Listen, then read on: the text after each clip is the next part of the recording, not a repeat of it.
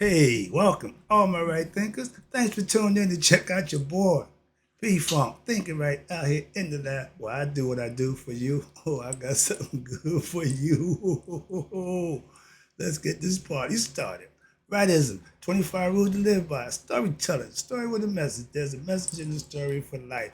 I give life lessons. You tune to receiving them. The numbers looking good. I appreciate you. Let's do what we do. Right Thinker's mission, and I'm on it, is to enlighten, inspire, educate, and motivate you, the individual, to a higher spiritual level of enlightenment. Right Thinker's way of life, through mental and spiritual discipline, daily will help and guide you to obtain your goal of spiritual enlightenment, aka know thyself.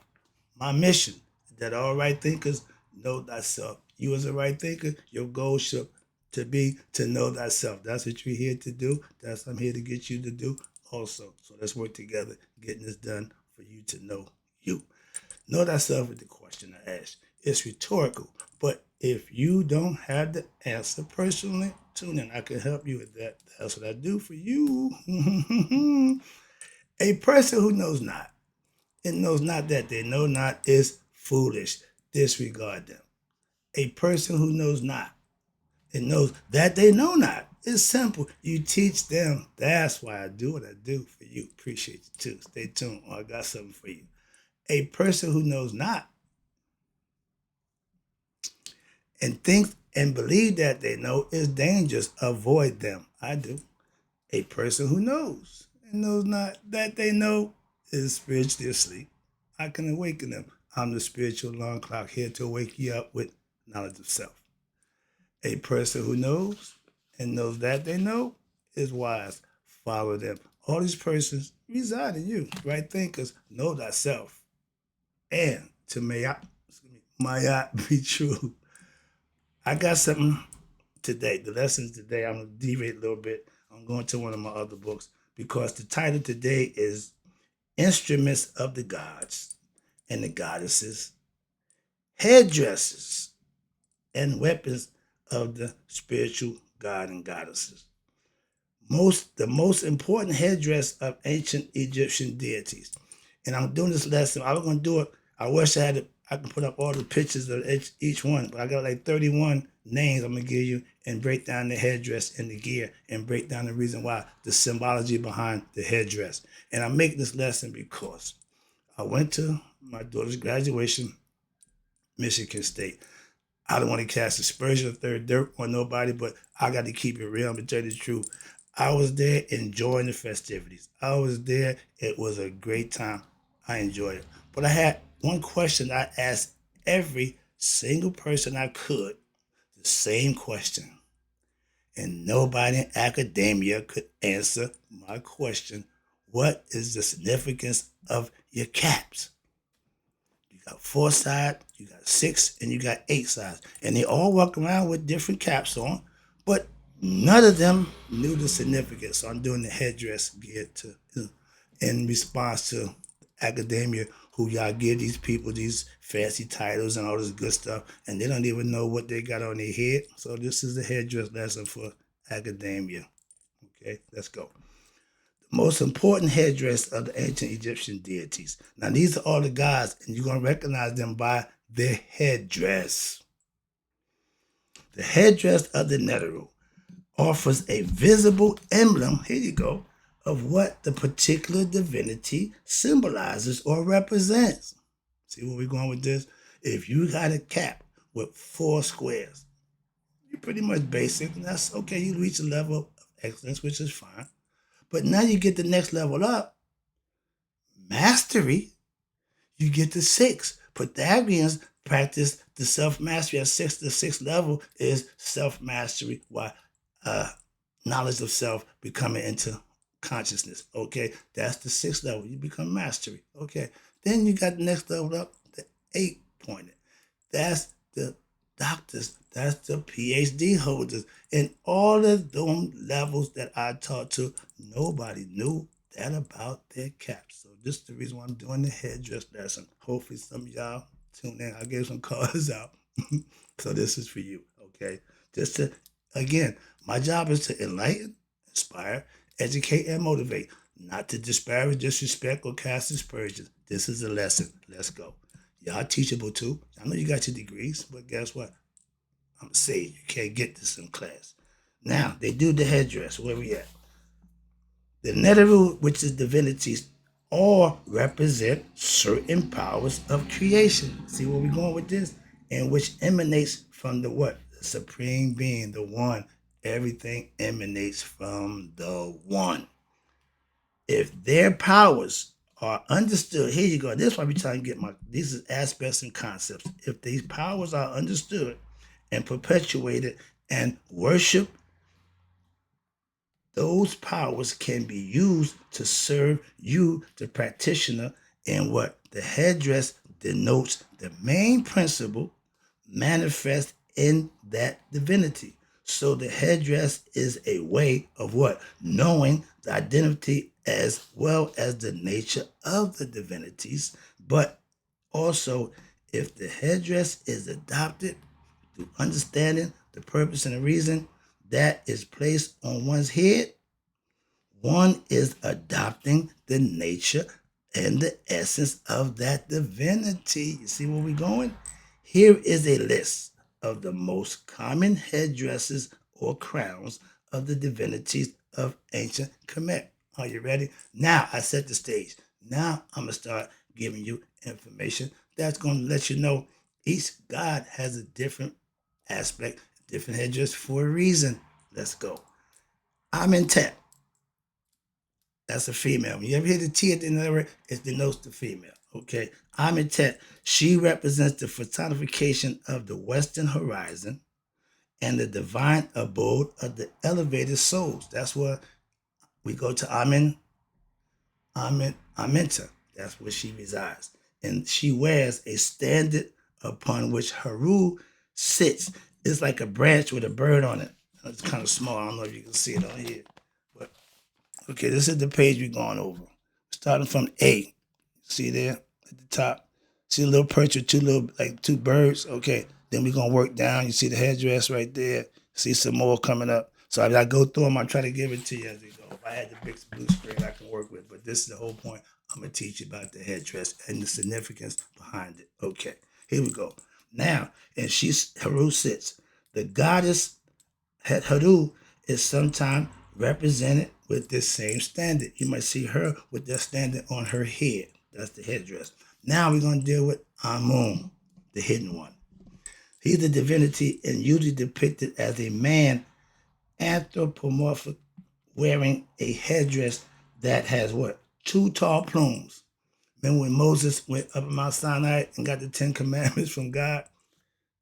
They got that 2 tablets from Amun, and they really, what it is, the 2 plumes, they really represent Nephthys and Aset. Okay, the Kundalini serpent, goddesses, the Mayate twins, but that's what Amun wears, the hat, the two tall plumes, and raising from a short crown, and sometimes he had a sun disk may be added in between the plumes, and what that is, that denotes his form as what? Amun Ra, the sun. Whenever you see the sun disk, that represents Ra. Okay? Now, the god Haru may also be seen wearing the headdress of Amun, thus relating him to what? The Wasetian, which is the Theban theology, and the plumes represents Aset and Nephthys, the Mayate goddesses, and Ujat and Nekbet, which is the Kundalini serpents. Thus, this is another form of the what? The Netarian, Caduceus, the wand of Tahuti, and the mystical trinity, which is what? Like Asar, Aset, and Nephthys. Or you got Ra and Nethotep and Ayuseti. Ra is the sun, we know that. But then you got Nephthys, she represents motion, and Ayuseti represents motionless. Again, opposites come together to make a triangle. Another concept, that's the lesson, but we're talking about the headdress right now. Okay, now, next one, you got Anquet. She got the flat top. When you see the everything, but she's the goddess Anquet, and she's often seen wearing tall headdress of what? Ostrich feathers or reeds. Quick lesson about the reeds. Reeds is weeds that grow about 2-3 feet high. When they said that when they translated the Bible about the Exodus out of Egypt, they went through the Reed Sea. They said the Red Sea. No, they crossed the Reed. Reed is about a field about 2 feet of water. Not a lesson, but again, just misinterpretation. Again, something lost interpretation. But reeds, reeds, always their growth. Okay. Now you got ostrich feather and the reeds.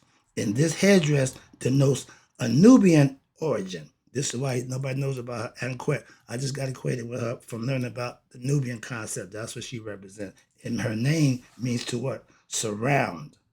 Okay. To encompass, to cover it. Now let's deal with Asar, or you know him as Osiris. And he's generally depicted as a black or green skinned man wearing the Atif crown. It's small. I'm gonna see if I can get it to you right there. Where you at? Nah. Underneath for crease. See that right there over here? Okay.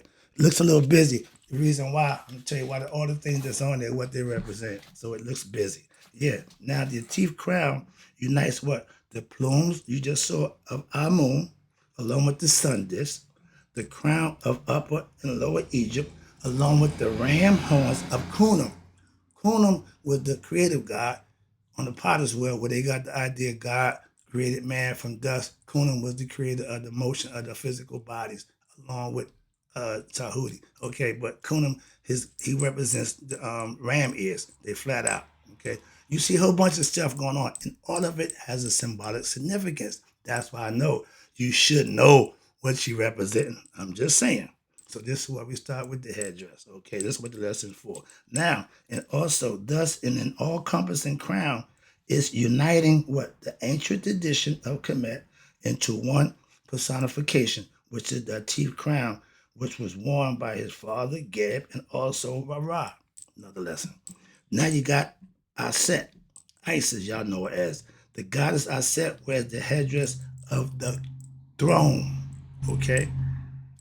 This is the divine throne, and that's the abode of what? The king. The queen sets the stage for the king, not the other way around. And in a higher sense, the abode of who? Asar, who sits on the throne of Aset, who makes it possible. Watch this. Now, the soul and the divine consciousness, which is what goes on to live on. If your soul, your heart is heavy in the feather, spirit is over. Why? Because your spirit, your consciousness is going to be eaten. The heart will be taken out by Aminet, so you don't go no further. But if you do go on, you go to unite with Asar. That's the concept. Here you go. Where we at? And he sits on the throne. That's the concept. So what? She may also be seen wearing what? Cow horns, because when her son, Haru, in the fit of rage, when she didn't take out Set, when she had a chance, he cut her head off. Tahuti had to give her the cow's head. So you're going to see it sometimes with the cow head, with the horns, like Hathor with the sun disk. Another quick lesson, all right? This is all headgear. And watch this. She also has been seen wearing the cow horns, and also she may be seen with the vulture headdress. That represents Mut, which is Amun's wife. And watch this. She also her headdress of the vulture.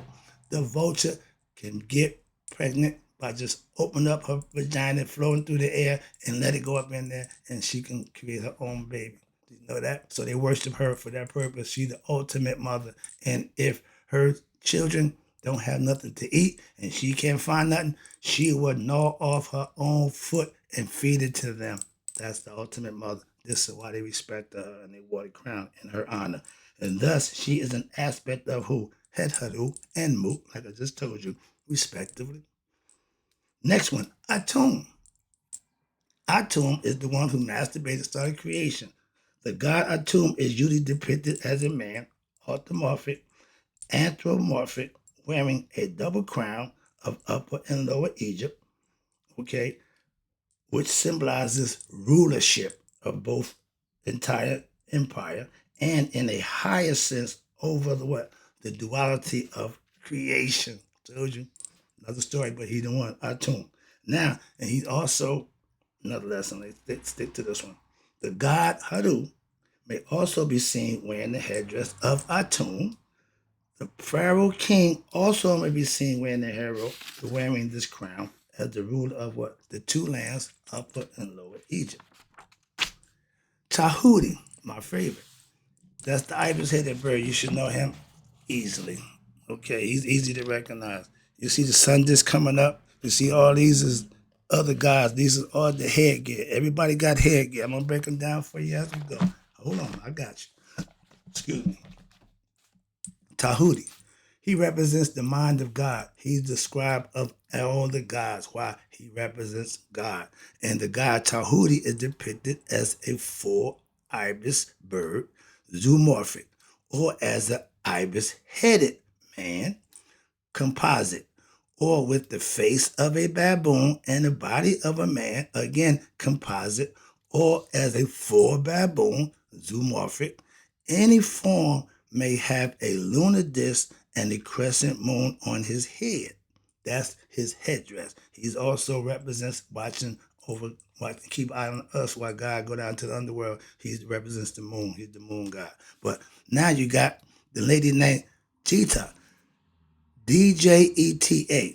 All right, she's the goddess Jita, and she depicted with a symbol of the serpent, which represents the letter T, and the symbol of the earth.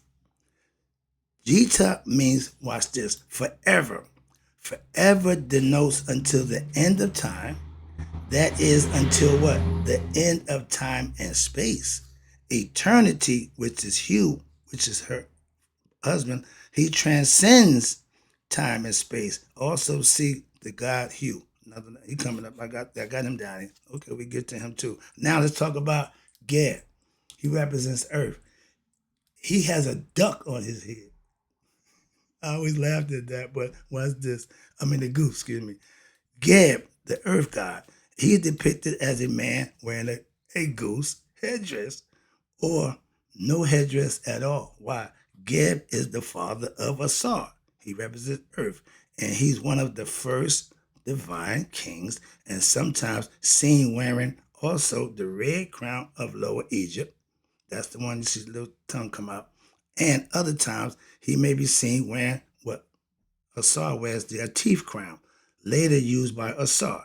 The Atif crown unites what? The plumes of Amun, the sun disk of Ra, the crown of Upper and Lower Egypt, and the ram horns of Kunam. Thus, it is what? An all-encompassing crown uniting the ancient tradition of Kemet into one personification. They put everything that symbolizes who he is in his crown. Y'all graduates from academia, the cap that you wear symbolizes the level of excellence that you have reached. They don't teach y'all that. I'm just saying. Then you got Happy. Hapi, whatever you want to call it, Hapi. The god Happy appears in dual form as what? Divinity of the north and the south. As such, he wears the headdress, again, headdress is important, of the papyrus of the north, which represents Lower Egypt, or the headdress of the blue water lily, the south plant of the Upper Egypt. Remember, Egypt, north is up, south is down. Hence, upper for north and lower for north, upper for south. That's the concept. Moving on. Now you got my man, Hugh. He's the god of what? He's seen wearing the notched palm found or a sun disk between two twisted flecks, symbols on his head. And this is the symbol of what? Time. And the god represents indeterminate time, undefined duration of time, or long time, aka eternity. And he's the god of the year and time, the goddess of the year and time. You see that girl we just talked about, her, Jetta. Now they're the couples. She represents time, he represents endless time. Okay. Next one you got my boy, Haru. Me and you. Haru, which is Horus, they call him. Haru has many aspects. Watch this. I did a lesson about that also. Now, he is sometimes depicted as a child, anthropomorphically, and at other times as a what? A hawk or falcon-headed man. Body, with the man's body. His headdress is the double crown, representing Upper and Lower Egypt, Now, in his form as Haru of the horizon, he may be seen wearing the sun disk on his head with the Ujat. That's the sun with the serpent, okay? In the form of what? The child Haru, he is depicted as a divine child, nature, a master of nature, while what? He controller of beasts, evil, unrighteousness, and your lower self. He conquered his uncle Set, which is the ego. He's the conqueror. You, when you reach the higher level, that's who you become. Haru. That's why I say Haru, me and you. Now, where we at? Okay, now in the form of the child Haru, he depicted the golden child, and he is the one who wearing, also he may be seen wearing the mask of Basu. I can show this to you right quick. This is the bigger one.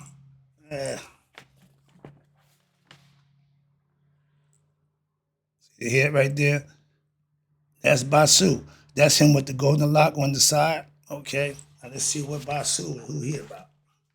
Again, this is all you can recognize and tell about them through their headgear. Just looking at what's on their head. Okay, you can tell who I am by my headgear. I'll tell you what it is right there. You got the mask of Basu, which the royal set side lock, the vast mask he wears is his headdress, is a symbol of what? The wonderful and magnificent nature of the divine who manifests as a dwarf and at the same time as a personality what? Overflowing with joviality and life, happy. They always show the little guys all happy running around because that's what God gave them. Bast is also considered what? As a Nubian god. Again, another one of them that we ain't familiar with because he's out of Nubia.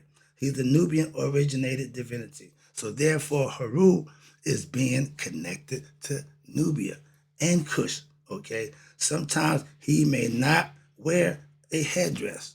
Again, Haru, another one of my favorites, the counterpart to Haru, the female aspect of your spirituality. The goddess Haru, Het Haru, is often depicted as a woman anthropomorphically with the two plumes, the sun disk, and the horns, with horns of the cow, and or with the plumes or the vulture you see Moot wear, and sometimes as a woman with the head of a cow and with horns of a cow that has the what sun between it, which is the sun, which is Ra, or also often as a cow wearing what the sun disk between her horns. The horns symbolize what? Duality. And the sun symbolizes what? Oneness, non-duality, the one. And together they are what? The Trinity. I was one, I became three. Also, the sun symbolizes what? The right eye of Ra, which is another aspect of who? The goddess herself, Het Haru. Okay, now let's talk about Kepri. Kepri is the scarab-headed god who, when the sun rises, he represents the new beginning, new horizon, because the scarab beetles, they lay their eggs in dung, put in the ball, and push it around with them all the time. Watching the same way the earth travels, they push their dung, but they do it backwards. So they got good understanding, good technique, okay, with nature. So when the scarabs are full blown, they come out full grown after nourishing and eating the dung. So they come out ready to eat more dung. So they are I call them the sanitation of the jungle. Watch this. Kepri. The god Kepri is most important. Why? Because he is the creator who gave rise to what? Creation and living beings, including including human beings and the gods and goddess. He is presented, as a man with a scarab for a head, or as a frog-headed man with the scarab on top of the frog head. Okay, Kepri is an aspect of the Trinity. Kepri, Ra, Atum. Again, three gods. Kansu. You hear me talking about Moot. Moot is his mother. Amun is the god from Waseti and Theban concept. They had their concepts, and Moot is the mother. The son Kansu. The god Kansu is usually depicted as a young man or a hawk-headed man wearing a crescent and lunar disc on his head. And the god Tahuti and Yah, both moon related deities also wear the same lunar headdress. Khonsu also wears what? His side lock, representing what? The prince of kingdom, of royalty. The side lock is a symbol of what? His youth, but also royalty. It is a symbol of the prince, up and coming. Okay, now let's get to my favorite, Mayat. Mayat, the goddess Mayat, is shown as a woman wearing the ostrich feather, held down by what? A headband.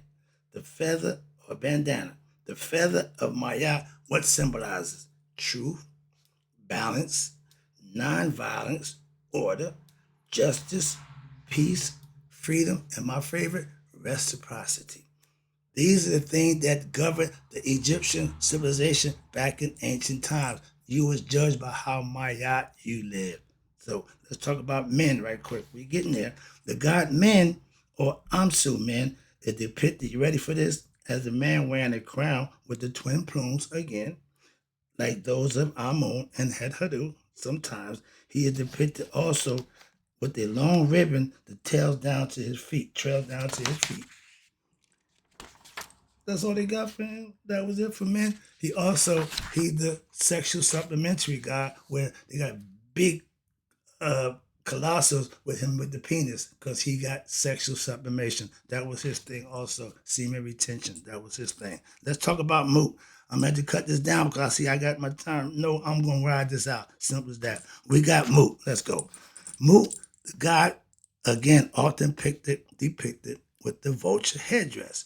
She represents the ultimate mother of the new kingdom, queens, or the double crown of Egypt. She wore the vulture crown because it what? Symbolizes the power of the vulture to turn carrion, which is dead food, into life essence, and there is link between the name of what? The mother of Egyptian and her name. The two words are both Mut and mother, MWT.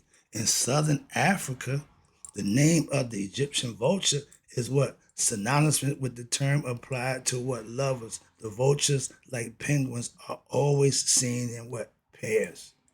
These mother and child remain closely bonded together. The wide wingship of the vulture may be seen as what? All encompassing. So every time you see them, you got his wings spread out. And providing what? Protection to cover its infants. The vulture, when carrying out its role as a mother and giving protection to its infants, may exhibit what? A forceful nature whilst defending her young. All these qualities inspired the imagination of the ancient Egyptians to use her as the mother figure. Nefertim, what was I looking at? Nefertim. He's the child. The god Nefertim was depicted as the attractive and captivating young man wearing the lotus flower on his head. Sashing, the blue water lily, on his head. The lotus flower is the floral symbol of what? Upper Egypt. It is related to the sun and to the healing sensuality and the power of what? Creation, as well as perfume and fertility. The lotus flower in the morning, when the sun comes out, it opens up and it stays pure. Water, dirt, filth can't penetrate it. That's why I use it as a symbol for God. And Nefertim sits on the water lily. That's the reason. Nat or net or nat, neath to the Greeks. Watch this. Now this is my girl. She's the goddess Nat. She may wear the hawk, the crown, or lower Egypt, or the weaving spool. Why? Also, she may wear the shield that has what? Two crossed arrows, or the red crown of Lower Egypt. Sometimes she is seen wearing even a skull cap, similar to who? Ptah. The shield represents protection from what? Injury, and the crossed arrows, neutralization, of duality. Whenever you see duality, that's Maya.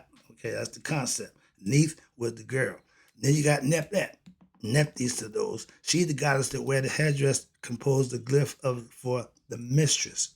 Now of the house. She wears the inverted throne. Her throne is inverted, okay? Similar woman, the house controller, as she represents the opposite of God, goddess Aset, the higher wisdom. Neptat represents the lower wisdom, mortality. Aset represents the higher, Neptat the lower. They have to go together, they won't separate. The knowledge of the world, which is mortality, on time and space, reality or mortality, and that which is what? Finite. She's representing death. Why? Because you're going to die. Everything that's born, nature will die. She represents that aspect. Then you got Nut.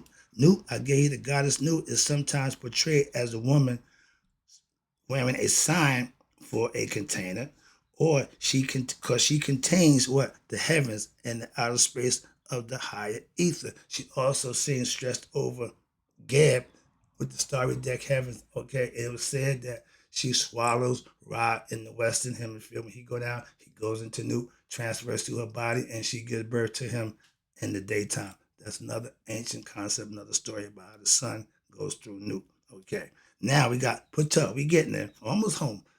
Go with me. I see the clock. The god Ptah is depicted as a mummified man with a false beard who wears a close-fitting skull cap, which exposes only his ears and face. A golden statue, you know the statue of the Oscar? That's Ptah, okay? A golden statue of Ptah was discovered in the tomb of Tutankhamun, and it was a blue fair's cap on his head. The mummification symbolizes ties Ptah with Asar in death and in resurrection.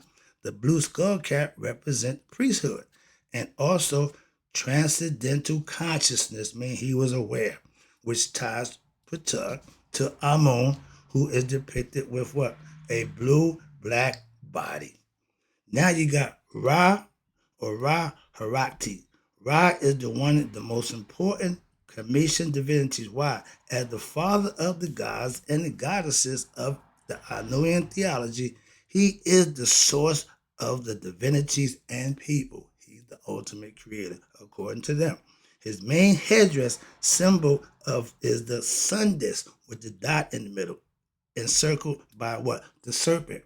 You see the sun disk, you see the serpent around him, waiting to protect him. The sun disk is the eye of power, the right eye through which what? The life force comes into time and space to sustain life. The serpent goddess Headdress, which encircles the sun disk and is also known as what? Maharu.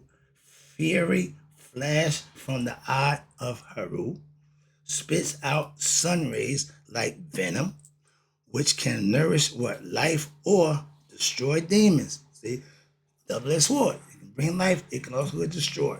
The serpent also symbolizes immortality as it makes a full circuit around what? The sun disk, so he's encompassed. And also it sheds its skin, meaning it continually sheds its skin for new life, which symbolizes what? Rebirth and immortality. Ra is an aspect of the Trinity of Khepri, Ra Atum. Again, Sati or Sati, Sati or Satit, Satet, is often depicted, watch this, wearing a long antelope horns and the crown of the south, which is Upper Egypt.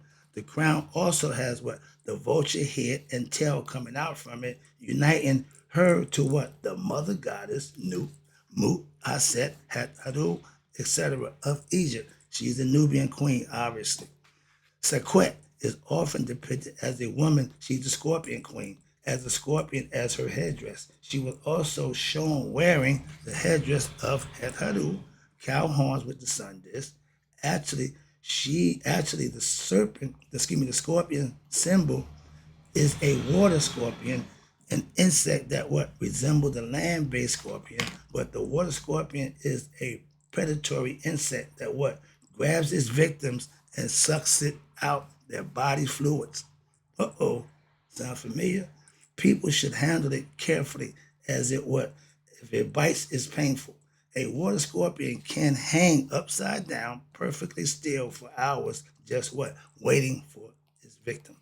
It has a snorkel used for breathing, so it can even breathe and hunt at the same time. Sachet or Sachete. This is Tahuti's counterpart, not Mayat. They try to tie Mayat with Tahuti. Sachet, I've been trying to tell you, this is my girl, watch this. Now, she is depicted as a woman with the headdress. There's also the hieroglyph. You know what this is?